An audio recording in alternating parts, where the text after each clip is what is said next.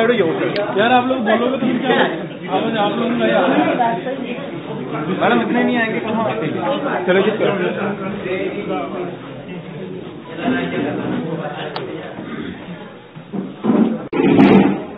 जी के जन्म दिवस पर हम इसको सुशासन दिवस के रूप में मनाते हैं।